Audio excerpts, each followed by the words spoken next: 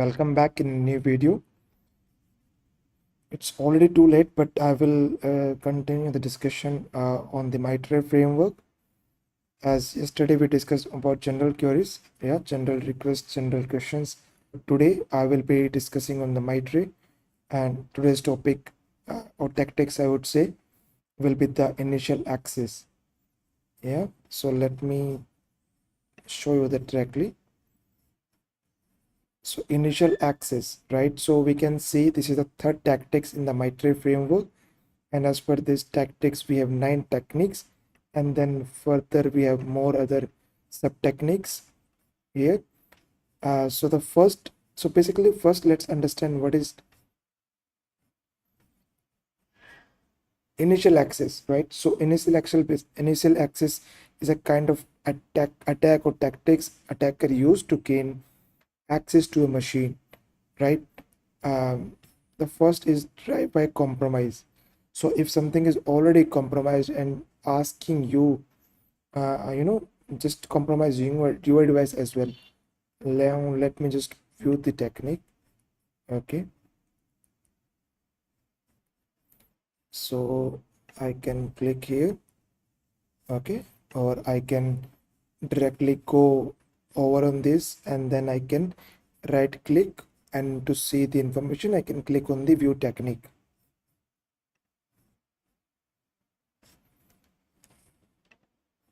All right, guys. So now if we will talk about the different, first understand what is tactics means. Initial access, basically attackers are performing an attack to gain into access to a machine. Maybe, so to gain control over the machines. It can be form of any user accounts, right? Maybe, to get onto your machine simply. So how they can get onto your machine? Because maybe, for example, they are using some legit website which are already compromised, and you are visiting those websites, and then maybe they can push zero iframe kind of code in the websites, and as soon as you will open it, it will run in your browser cache in browser, and as soon as it will run in your browser, it might download some of the malware, it might execute some script which steal your saved password in the browser, so many other ways.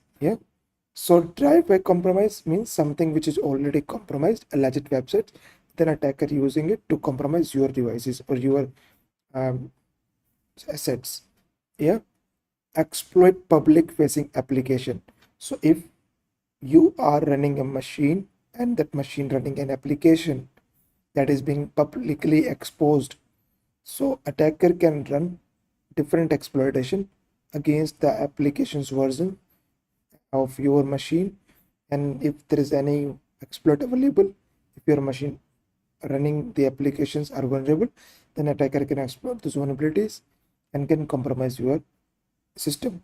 But make sure understand, when attacker trying to exploit the vulnerability on any application, so they will get the initial access with the same privileges running by the same account. For example, if you are using a service account to run that application, after the compromise, attacker will get access to the service account. So now if attacker will doing the activity, that activity will be traced or tracked through that service account only. So in case if you are monitoring in a SOC, if you are seeing any activity from a service account, don't always assume that it's all legit activity. It might be the compromised activity also after exploitation of that application. External remote services. I'm a bit confused. Let me see. Okay, adversaries may leverage external facing remote services like VPN, like OVA, the email account. They can also use such services to compromise into your account, to gain access to your system. Also, once they can brute force the account, they can the access to the VPN, then they can into the network machine of your network, and then do lateral movement pivoting, so they can do further attacks. Hardware addition. So might be you are adding some kind of the hardware into a machine. That hardware already compromised or are already having that code which is running by the malicious attackers. Yeah, phishing. So there are three sub techniques of the phishing: spread phishing, attachment, link, and via service. So when attacker are sending an email and email have an attachment, that attachment is a malware file. You can click and execute to compromise your machine, or you can browse the link in that phishing email and give your credentials, or share the information which you're not supposed to do. Spread phishing, spear phishing by services. I would say this is based on legit services like Facebook, Gmail, LinkedIn. Yeah, so they can also use those legit websites to trick you and to get to access to your accounts. Replication through removal media. It's very simple. They can use the removal media, to compromise your machine. Supply chain compromise. And then we have some other three sub techniques: compromise hardware supply chain, software dependency deployment tools, and software supply chains. So I will make it very simple for you guys, that something are legit, something are authorized.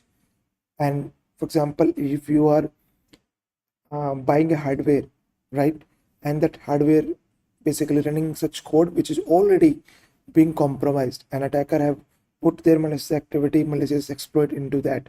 So you are using a hardware that is legit, but the attacker getting control of your machine because you are using the hardware. Similarly, such software like you are updating your machine for the patches, but attacker have compromised those third-party vendors or the legit companies, and when you are asking for the patches, you're downloading the malware codes that is being pushed from the other different software deployment dependency or software patches tools. Software supply chain, similarly, I would say similar kind of attack. Let me get clear on this also. Okay, software supply chain. Software advisory may manipulate application software. Yeah, same thing. They can manipulate the software code and then if it will deliver to the end user machines, they basically compromising your machine at the end. Trusted relationship, that means if you are using kind of services from a third party, and you have a very good relation and you trust that company looking something, monitoring you or giving you some services, but that services, that company actually compromised, then they might deliver something, some malicious payload to your also. For example, if I am delivering my services to your company and attacker access to my account, then they can use my account to compromise other users in your company also by sending a legit email which containing malicious, looks legitimate, but attacker controlling my account so they can deliver malicious or malware codes files to the users and users. Valid accounts, and then they can brute force a local account, domain account, default account, cloud account. They can do password spray attack. They can do slow brute force attack. Yeah, they can guess. They can fish you. So they will looking for the legit accounts. Once these any of the sub technique or technique used to gain the initial access, then they can look for the executions, persistence, privilege escalation, and other different tactics and sub techniques and sub techniques. Sorry. Yeah, I'm sorry guys. I'm coming, giving a surprise every day, but I have no other choice. Huh? I'm already busy in my schedule, so I'm trying to come as soon as I can. I see myself available for some time. I am coming alive for you. Okay. So I think this is it today for today only. Take care, guys. Bye bye.